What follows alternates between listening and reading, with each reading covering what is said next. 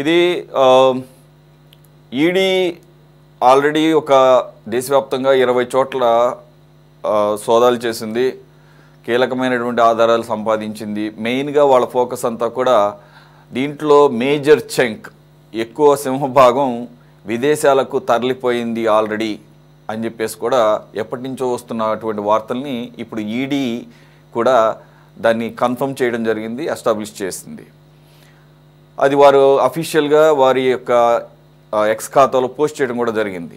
ఈ ఎక్కడెక్కడైతే వారు రైడ్ చేశారో దానికి సంబంధించినటువంటి కొన్ని ఇంపార్టెంట్ పాయింట్స్ని. ఇకపోతే పొలిటికల్గా మాట్లాడుకుంటే ఇప్పటి వరకు ఈడీ యాక్టివ్గా లేనటువంటి ఈడీ ఒక్కసారిగా యాక్టివ్ అవ్వటాన్ని బట్టి చూస్తే మనకి తెలుసు, ఎన్ఫోర్స్మెంట్ డైరెక్టరేట్ కానీ, సిబిఐ కానీ, సెంట్రల్ బ్యూరో ఆఫ్ ఇన్వెస్టిగేషన్ కానీ, పేరుకి స్వతంత్ర సంస్థలైనా కానీ కేంద్రం యొక్క ప్రమేయం లేకుండా ఆ సంస్థల యొక్క యాక్టివిటీని మనం విడిగా చూడలేం. అది కొన్ని దశాబ్దాలుగా మనం చూస్తున్నాం. ఏ పార్టీ అధికారంలో ఉన్నా కానీ, కాంగ్రెస్ పార్టీ అధికారంలో ఉన్నప్పుడే సెంట్రల్ బ్యూరో ఆఫ్ ఇన్వెస్టిగేషన్కి పంజరంలో చిలక అనే ఒక పేరుండేది.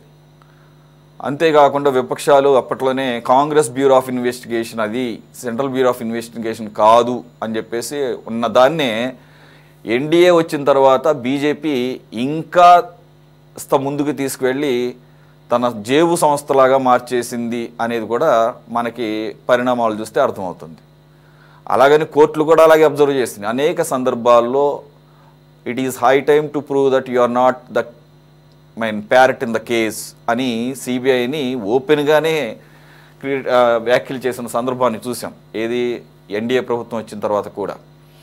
కాబట్టి కేంద్ర ప్రభుత్వంతో జగన్మోహన్ రెడ్డి గారికి ఉన్నటువంటి ఆ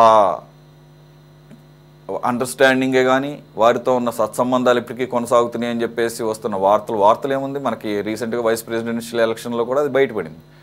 ఆయనకి ఎన్డీఏకి సంబంధం లేదు. ఇంకా మాట్లాడితే ఎన్డీఏలో మీరున్నారు, టీడీపీ ఉంది, జనసేన ఉంది, బీజేపీ.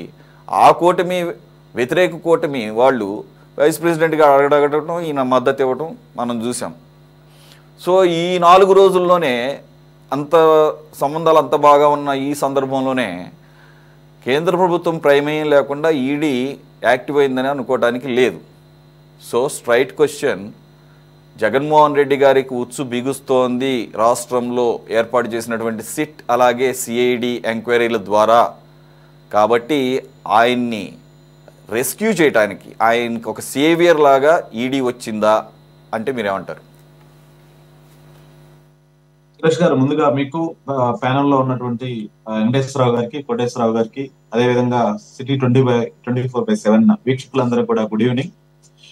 ఈరోజు ఆంధ్రప్రదేశ్ రాష్ట్రంలో ఏదైతే లిక్కర్ స్కామ్ కి సంబంధించి మనం చాలా డిబేట్స్ చేసాం. అయితే పదే పదే మనం చెప్తా ఉన్నాం ఏంటంటే, లిక్కర్ స్కామ్ అనేది ఢిల్లీని తలదన్నేలా, ఏదైతే మనం గతంలో ఢిల్లీలో లిక్కర్ స్కామ్ జరిగిందో దానిని మించిన స్కామ్, అంతకు మించి ఆంధ్రప్రదేశ్ రాష్ట్రంలో దారుణాతి దారుణాలు జరిగాయి. లిక్కర్ ను అడ్డం పెట్టుకొని రాష్ట్ర ప్రభుత్వం, అంటే గతంలో 2019 నుంచి 2024 వరకు ఎవరైతే అధికారంలో ఉన్నారో వారు పూర్తిగా మద్యాన్ని అడ్డం పెట్టుకొని వారు లబ్ధి పొందిన విషయాన్ని రాష్ట్రం మొత్తం చూసా మనం అనేక డిబేట్స్ లో కూడా చేయడం జరిగింది. అయితే ఇక్కడ మనం చాలా క్లియర్ గా ఒకటి ఆలోచించాల్సింది ఏంటంటే, గతంలో జగన్మోహన్ రెడ్డి గారు 2019లో అధికారం రావడం కోసం ఆంధ్రప్రదేశ్ రాష్ట్రంలో మద్యపానాన్ని పూర్తిగా నిషేధించి, మద్యం అనేది పూర్తిగా నిషేధించి, మద్యం అనేది లేకుండా చేసి, అసలు మద్యం ఎవరైనా అమ్మినా, మద్యం ఎవరైనా తయారు చేసిన అటువంటి వాళ్ళందరినీ శిక్షిస్తాను, మళ్ళీ మిమ్మల్ని ఆంధ్రప్రదేశ్ రాష్ట్రంలో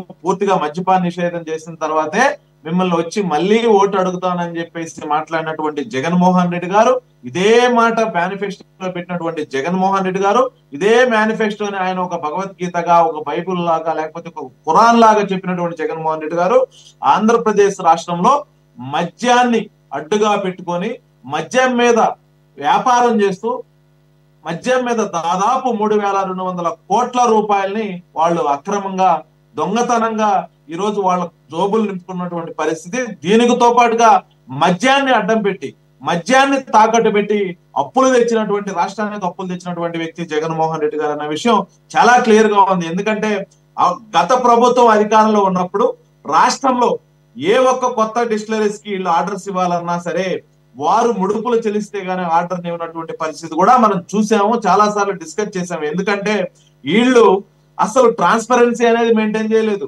ఎక్కడ కూడా లిక్కర్కు సంబంధించి కొనుగోలు కానీ అమ్మకాలు కానీ ఏ ఒక్కటి కూడా డిజిటల్ పేమెంట్స్ అనేది పూర్తిగా రద్దు చేసి పడేసి మొత్తం మాన్యువల్ పేమెంట్స్ జరిగాయి. అదే విధంగా ఎవరికైనా ఒక బ్రాండ్ ఇవ్వాలంటే అంటే వాళ్ళకి ఆర్డర్ ఇవ్వాలంటే వాళ్ళకి ముడుపులు చెల్లిస్తేనే మేము ఆర్డర్స్ మీకు ఇస్తాము అని చెప్పేసి కూడా వాళ్ళు ఒక కండిషన్ పెట్టుకొని వాళ్ళు గతంలో మద్యాన్ని అడ్డం పెట్టుకొని నడిపినటువంటి పరిస్థితుల్లో రాష్ట్రంలో ఆ రోజు ఉన్నటువంటి ఏదైతే నాణ్యమైనటువంటి మద్యం ఉన్నటువంటి మెక్డొనాల్డ్స్ కానివ్వండి, అదేవిధంగా ఇంపీరియల్ బ్రూ కానివ్వండి, అదేవిధంగా రాయల్ స్టాక్ కానివ్వండి, ఇటువంటి ఎన్నో కంపెనీలు ఆంధ్రప్రదేశ్ రాష్ట్రంలో మందు అమ్మనటువంటి పరిస్థితి. అదేవిధంగా బీర్ల విషయంలో ఏవైతే మనం మాట్లాడతామో అదేవిధంగా కింగ్ ఫిషర్ కానీ బడ్వైజర్స్ కానీ ఇటువంటి బ్రాండ్స్ అన్ని కూడా రాష్ట్రాన్ని వదిలిపెట్టి వెళ్ళిపోయినటువంటి పరిస్థితుల్లో జగన్మోహన్ రెడ్డి గారు పూర్తిగా మద్యాన్ని తన సొంత డిస్టిలరీస్ కి తన సొంత మనుషులకి ఇచ్చుకొని మద్యాన్ని నడిపించి ఆంధ్రప్రదేశ్ రాష్ట్రంలో మద్యాన్ని 6 రూపాయలకు తయారు చేసి 600 రూపాయలకు లీటర్ ని అమ్మినటువంటి దౌర్భాగ్యమైనటువంటి ప్రభుత్వం గత ప్రభుత్వం. దాన్ని పూర్తిగా సపోర్ట్ చేసినటువంటి వ్యక్తి ఆ రోజు రాష్ట్ర ముఖ్యమంత్రిగా ఉన్నటువంటి జగన్మోహన్ రెడ్డి గారు. ఆయన ప్యానెల్లో ఉన్నటువంటి మంత్రులు ఎవరైతే మిథున్ రెడ్డి గారు, అదేవిధంగా ఆయన తోటి పనిచేసినటువంటి ఆ రోజు ఐఏఎస్ ఆఫీసర్లు అందరినీ చెప్పడం కూడా ఎటువంటి ఆశ్చర్యం లేదు. జగమెరిగిన సత్యం ఈ రోజు ఆంధ్రప్రదేశ్ రాష్ట్రంలో అందరికీ తెలుసు. అయితే ఇక్కడ పదే పదే చాలా డిబేట్స్ లో కూడా వైసీపీ వాళ్ళు మాట్లాడుతున్నారు, మీరు 3200 కోట్లు అంటున్నారు, ఎక్కడ 100 కోట్లకు మించి కూడా మీరు ఎక్కడ రికవరీ చేయలేదని చెప్పి చాలా మంది మాట్లాడారు. ఎందుకంటే గతంలో సిట్ ఎంక్వైరీ చేసింది, సిట్ ఎంక్వైరీలో చాలా నిజాలు బయటకు వచ్చాయి. ఇంకా ఎక్కడ అమౌంట్ ఎక్కడి నుంచి ఎక్కడికి వెళ్ళింది, హైదరాబాద్ లో ఎంత పెట్టుబడులు పెట్టారు, ఎంత ల్యాండ్లు కొన్నారు, ఎంత బంగారం కొన్నారు, అదే డబ్బుని ఎంత విదేశాలకు తరలించారనే అన్ని విషయాలను కూడా ప్రాథమిక దర్యాప్తుతో పాటు ఈ రోజు ఆంధ్రప్రదేశ్ రాష్ట్రంలో ఏదైతే లిక్కర్ స్కామ్ కు సంబంధించి వాళ్ళు ఐడెంటిఫై ఏదైతే చేశారో చాలా పెద్ద స్కామ్ జరిగింది. ఇప్పుడు మనం చూస్తున్నాం 3200 కాదు 4000 కోట్ల రూపాయల స్కామ్ జరిగిందని చెప్పేసి ఈడీ కూడా ప్రకటించినటువంటి పరిస్థితిలో ఇది చాలా పెద్ద స్కామ్. అందుకే ఈడీ ఇన్వాల్వ్ అయింది. ఈడీ ఇన్వాల్వ్ అయితే మనకి ఈ రోజు ఒక విషయం, ఎవరైతే జగన్మోహన్ రెడ్డి గారికి ఈ కేసుతో సంబంధం ఉందా లేదా, జగన్మోహన్ రెడ్డి గారు గతంలో మాట్లాడారు, అసలు జగన్మోహన్ రెడ్డి గారికి ఏం సంబంధం అండి, ఏదో ఐఏఎస్లు చేశారో లేకపోతే మిథున్ రెడ్డి చేశాడో, వీళ్ళకి ఎవరు కూడా డైరెక్ట్ గా జగన్మోహన్ రెడ్డి గారితో బంధురికం లేదు, రక్త సంబంధం లేదు. ఈ రోజు ఎవరైతే మనం వైఎస్ అనిల్ రెడ్డి గారి ఇంటి మీద కూడా, వైఎస్ అనిల్ రెడ్డి గారి ఆఫీస్ మీద కూడా ఈడీ దర్యాప్తు చేస్తుందంటే జగన్మోహన్ రెడ్డి గారు ఇన్వాల్వ్ అయ్యేనట్ట కానట్ట అని చెప్పేసి నేను అడుగుతా ఉన్నా. ఎందుకంటే వైఎస్ అతను అనిల్ రెడ్డి ఎవరు, జగన్మోహన్ రెడ్డి గారి పెదనాన్న అయినటువంటి వైఎస్ జార్జి రెడ్డి గారి రెండవ కొడుకే ఈ వైఎస్ అనిల్ రెడ్డి గారు. కాబట్టి క్లియర్ గా మనకు ఒకటి అర్థమవుతోంది, ఇదంతా కూడా అంటే మనం డబ్బు చెప్తా ఉన్నాం, డబ్బు ఎక్కడికి వెళ్ళిందని చెప్తా ఉన్నాం, విదేశాలకు ఎక్కువ వెళ్ళిపోయింది, విదేశాలకు ట్రాన్స్ఫర్ చేశారు, డొల్ల కంపెనీలు పెట్టారు. ఇటువంటి కంపెనీలు అన్నిటికీ కూడా వీళ్ళు ఫేక్ ఇన్వాయిసెస్ క్రియేట్ చేసేసి విదేశాలకు తరలించినటువంటి పరిస్థితి అన్నింటినీ అనిల్ రెడ్డి గారు ఆర్గనైజ్ చేసి అనిల్ రెడ్డి గారు ఆయన అండర్లో జరిగినటువంటి పరిస్థితిలో జగన్మోహన్ రెడ్డి గారు కూడా 100% ఇన్వాల్వ్ అయి ఉంటారు.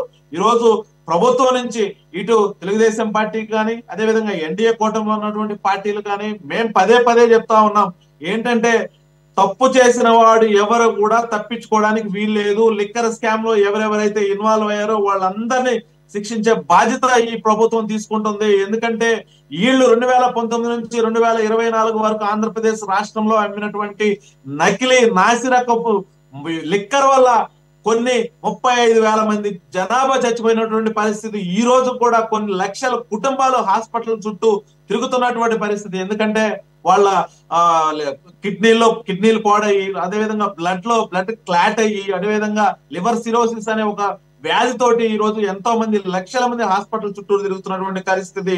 అటువంటి కుటుంబాలు ఎన్నో కూడా ఈ రోజు హాస్పిటల్ బిల్లులు భరాయించలేనటువంటి పరిస్థితి, రోడ్డు మీదకి వచ్చి పడినటువంటి పరిస్థితి.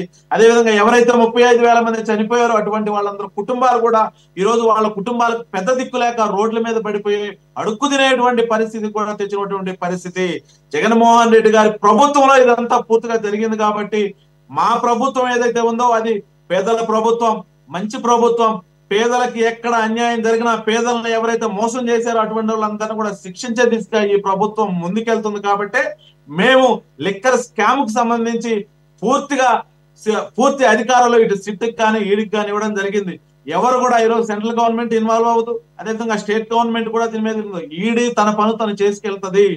ఈడీ యొక్క బాధ్యత ఈ ఏదైతే 4,000 కోట్ల రూపాయలు చెప్తున్నామో ప్రతి ఒక్క రూపాయి కూడా ఎక్కడి నుంచి ఎక్కడికి వెళ్ళింది అన్ని తీసి బయటకు తీసి లెక్కలతో సహా జగన్మోహన్ రెడ్డి అనే వ్యక్తి, అంటే ఆయన కింగ్ ఫిషర్, ఎవరైతే బిగ్ ఫిష్ మనం మాట్లాడుతున్నామో ఆయన యొక్క ప్రాధాన్యత కూడా దీంట్లో ఖచ్చితంగా ఉంటుంది. ఎందుకంటే గతంలో సిట్ ఏదైతే ఛార్జ్ షీట్ ఫైల్ చేసిందో దానిలో జగన్మోహన్ రెడ్డి గారి పేరు కూడా ప్రస్తావించడం జరిగింది. ఖచ్చితంగా మేము ఒకటే చెప్తా ఉన్నామండి, జగన్మోహన్ రెడ్డి గారు తన యొక్క రాజకీయ ప్రయోజనాల కోసం, తన యొక్క రాజకీయ అవసరాల కోసం, తన రాజకీయ మనుగడ కోసం, తను అధికారంలోకి రావడం కోసం పేద ప్రజలందరినీ కూడా మోసగించి ఏదైతే మేనిఫెస్టోని ఒక బైబిల్ని ఒక ఖురాన్ గా లేకపోతే ఒక భగవద్గీతగా భావించి మాట ఏదైతే పూర్తిగా మద్యపాన నిషేధం చేస్తానని చెప్పి మాట తప్పి ఈ రోజు ఈ 3 ఏవైతే బైబిల్, ఖురాన్, అదే విధంగా భగవద్గీతలను అవమానించినటువంటి జగన్మోహన్ రెడ్డి గారికి ఖచ్చితంగా తొందరలోనే శిక్ష పడుతుంది. దీనిలో దోషులు ఎవరైతే ఉన్నారో వాళ్ళని ఖచ్చితంగా పట్టుకుంటామనే విశ్వాసం అయితే ఉంది సతీష్ గారు. ఓకే రాఘవ.